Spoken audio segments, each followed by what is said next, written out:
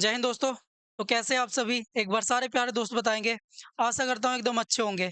तो चलिए आज की क्लास हम शुरू करते हैं। देखिए आज हम अ, चौहान वंश चौहान वंश से संबंधित क्वेश्चन और उसकी थ्योरी, कला, संस्कृति एवं मंदिर, यानी प्राचीन भारत के कला, संस्कृति और मंदिरों को भी आज हम इसी क्लास में इम्पोर्टेंट क्वेश्चंस को हम कवर कर लेंगे। ठीक है, तो चलिए आज क्लास शुरू करेंगे। देखिए ये जो हमारी क्लास है आज क्लास नंबर 13 है, यानी 13वीं क्लास है।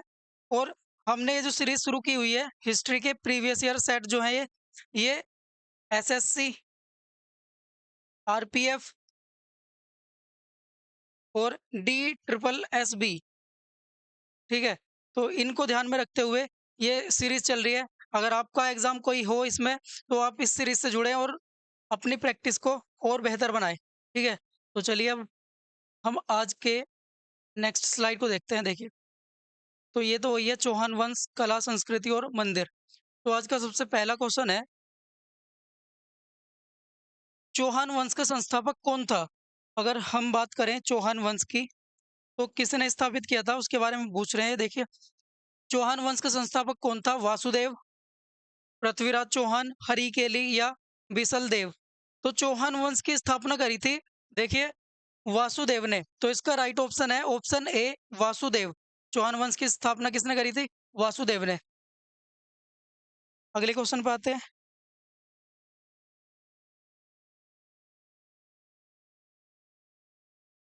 अगला क्वेश्चन है, पृथ्वीराज तृतीय, जिन्हें हम पृथ्वीराज चौहान के नाम से भी जानते हैं, तो पृथ्वीराज तृतीय के दरबार का राजकवि कौन था जिसने पृथ्वीराज रासो की रचना की थी? ठीक है, तो इन्होंने किसकी रचना करी थी? पृथ्वीराज रासो एक रचना है, यानी एक पुस्तक है जिसकी रचना करी थी। इनमें से किस कवि ने करी थी? बाणभट्ट, चंद्रबरदाई, कालिदास, रणथंभौर? रणथंभौर तो राजस्थान में एक जगह है, तो इसका ये ऑप्शन तो होगा नहीं। देखिए बाणभट्ट, अगर हम बात करें बाणभट्ट की तो ये हर्षवर्धन के दरबारी कवि थे। हर्षवर्धन, बाणभट्ट और चंद्रबरदाई। अगला जो ऑप्शन है चंद्रबरदाई, तो इसका राइट ऑप्शन है चंद्रबरदाई। ये पृथ्वीराज चौहान के दरबारी कवि थे। ठीक है, तो इसका राइट ऑप्शन है ऑप्शन बी, चंद्रबरदाई। इन्होंने ही पृथ्वीराज रासो की रचना की थी। नेक्स्ट क्वेश्चन देखेंगे। अगला क्वेश्चन है,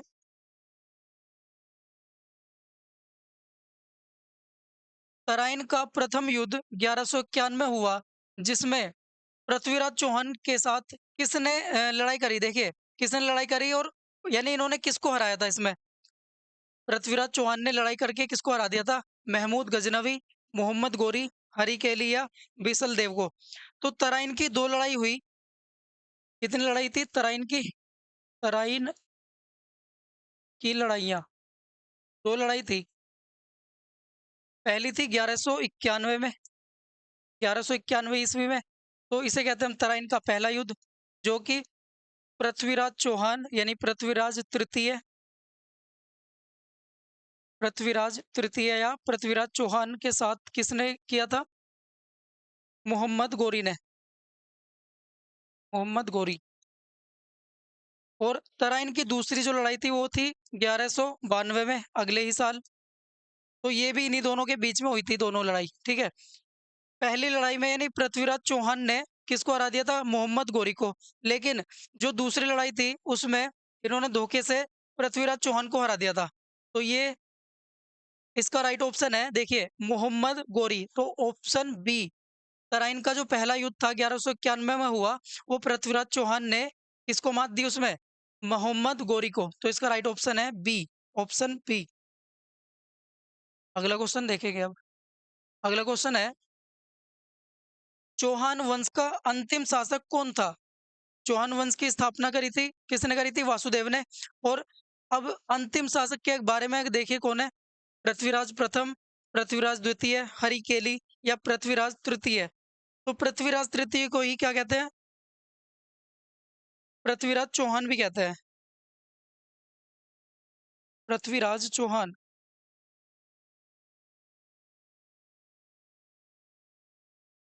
तो पृथ्वीराज चौहान इस वंश के अंतिम शासक थे? पृथ्वीराज तृतीय या फिर पृथ्वीराज चौहान? तो इसका राइट ऑप्शन है ऑप्शन डी, पृथ्वीराज तृतीय। अगले क्वेश्चन पे आते हैं। देखिए अगला क्वेश्चन है, which one of the following kings was defeated by Mohammad Ghori in the battle of Chandawar? यानी चंदावर के युद्ध में मोहम्मद गोरी ने किसको हराया था? पृथ्वीराज चौहान, जयचंद, या भीम सेकंड, या कुमारपाल? ठीक है, कुमारपाल किसको हराया था?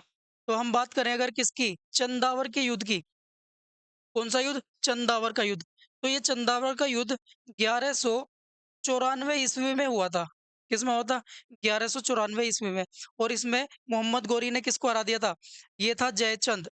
ठीक है, जयचंद को किसने हरा दिया था? मोहम्मद गोरी ने, चंदावर के युद्ध में। तो इसका राइट ऑप्शन है ऑप्शन बी, जयचंद। अब देखेंगे, एक second. Who attacked and looted the famous Somnath temple in 1026 AD, या 1026 ईस्वी में प्रसिद्ध सोमनाथ मंदिर पर हमला और लूटपाट किसने की? मोहम्मद गोरी, चंगेज खान, महमूद गजनी, या फिर नादिर शाह? तो देखिए, जो महमूद गजनवी था, उसका ये 16वां आक्रमण था सोमनाथ मंदिर पे। तो महमूद गजनवी ने अपना 16वां आक्रमण 1026, कहीं-कहीं ये किसी किताब में, मतलब किन्हीं किताबों में 1025 भी मिलता है। तो वैसे ये क्या था? ये 16वां आक्रमण था महमूद गजनवी या फिर महमूद गजनी का। तो इसका राइट ऑप्शन है ऑप्शन सी, महमूद गजनी। इसने सोमनाथ मंदिर को तोड़ दिया और उसको लूट के ले गया था ये, आक्रमणकारी था ये। देखिए अगला क्वेश्चन है, which battle took place between Mohammad Ghori and Prithviraj Chauhan? यानी पृथ्वीराज चौहान और मोहम्मद गोरी के बीच कौन सी युद्ध हुआ था? तराइन की लड़ाई, खानवा का युद्ध, प्लासी की लड़ाई, या फिर बक्सर का युद्ध? तो बात करें हम, देखिए अ, इसमें ऑप्शन है ए, तो मोहम्मद गोरी और पृथ्वीराज तृतीय पृथ्वीराज चौहान के बीच तराइन की लड़ाई हुई थी। और कितनी थी ये? दो। 1191 में पहली लड़ाई और 1192 में दूसरी लड़ाई। अगले क्वेश्चन पे आते हैं। अगला क्वेश्चन देखेंगे अब। देखिए, in 1001 AD which of the following Indian ruler was defeated by Mohammad Ghazni in his first invasion in India? यानी अपने पहले आक्रमण में उसने किसको हरा दिया था 1001 ईस्वी में? किसने? महमूद गजनी ने। बताएंगे, देखिए चंद्रपाल, आनंदपाल, सुखपाल, या जयपाल? तो इसके राइट ऑप्शन की अगर हम बात करें, तो इसका राइट ऑप्शन है ऑप्शन डी, जयपाल। यानी हिंदू शाही राजवंश का राजा था कौन? जयपाल। इसी को किसने हरा दिया था? महमूद गजनी ने 1001 ईस्वी में। अगला क्वेश्चन है, देखिए, माउंट आबू स्थित मशहूर दिलवाड़ा मंदिर निम्नलिखित में से किस समुदाय का पवित्र तीर्थ स्थल है? यानी ये बात कर रहे हैं, देखिए राजस्थान में एक मंदिर है, कौन सा? माउंट आबू पे उसकी बात चल रही है, और वो है दिलवाड़ा का मंदिर। तो किस धर्म से संबंधित है? बौद्ध, जैन, सिख, पारसी? तो अगर हम बात करें, देखिए माउंट आबू राजस्थान में है, तो वहाँ एक मंदिर है, बहुत प्रसिद्ध मंदिर है, दिलवाड़ा का जैन मंदिर। यानी जैन धर्म से संबंधित है ये मंदिर। तो ये किसका मंदिर है? जैनियों का। तो इसका राइट ऑप्शन है ऑप्शन बी, जैन। आगे आएंगे अब। देखिए अगला क्वेश्चन है, कंदरिया महादेव मंदिर का निर्माण डैश ने करवाया था? यानी किसने करवाया था? Kandariya Mahadev temple was constructed by dash, Chandelas, Cholas, या फिर पल्लवास, या होयसलास, या होयसल, पल्लव, चोल, चंदेल?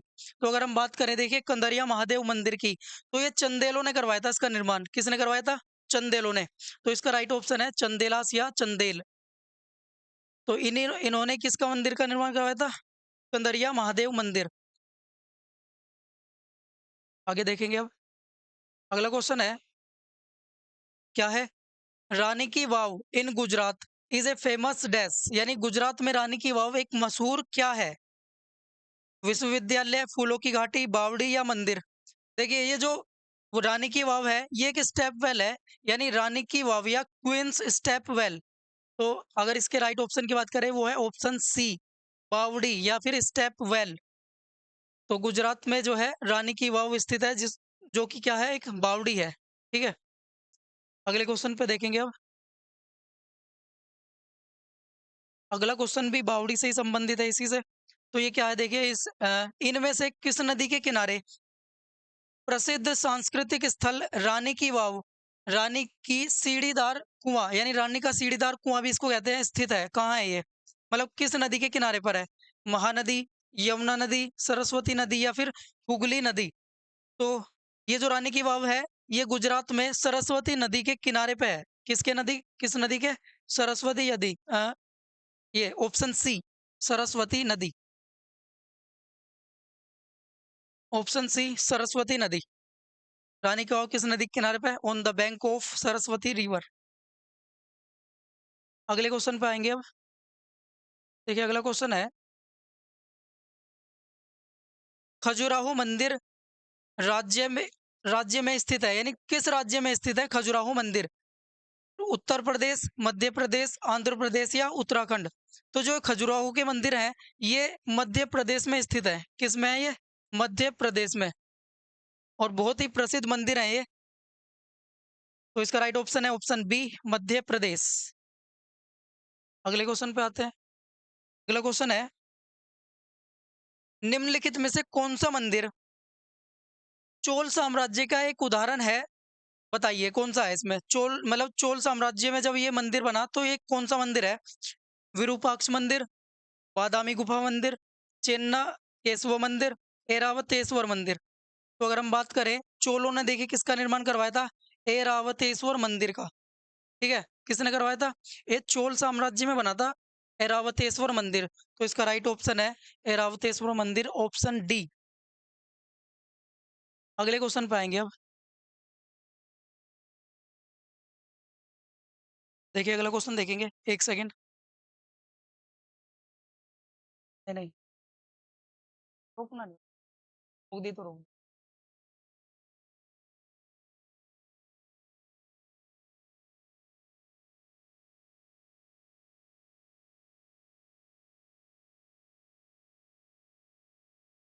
तो देखिए प्रसिद्ध जंग रोधी, यानी प्रसिद्ध जंग प्रतिरोधी लोह स्तंभ कहाँ स्थित है?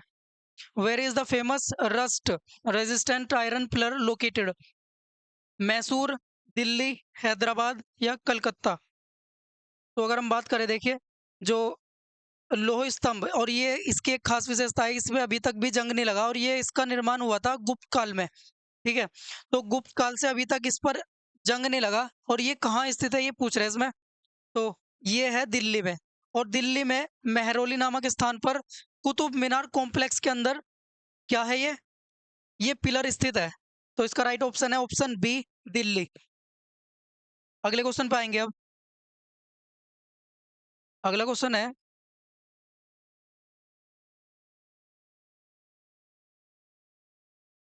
The famous Lingaraj temple is located in which city? यानी मशहूर लिंगराज मंदिर किस शहर में स्थित है? भोपाल, भुवनेश्वर, कलकत्ता या उज्जैन? तो लिंगराज मंदिर उड़ीसा में है, और उड़ीसा में भी उड़ीसा की राजधानी भुवनेश्वर में। किसमें? भुवनेश्वर। तो इसका राइट ऑप्शन है ऑप्शन बी, भुवनेश्वर, जो कि उड़ीसा की राजधानी है। यहीं पर है कौन सा मंदिर? प्रसिद्ध लिंगराज मंदिर। आगे देखेंगे अब। अगला क्वेश्चन है,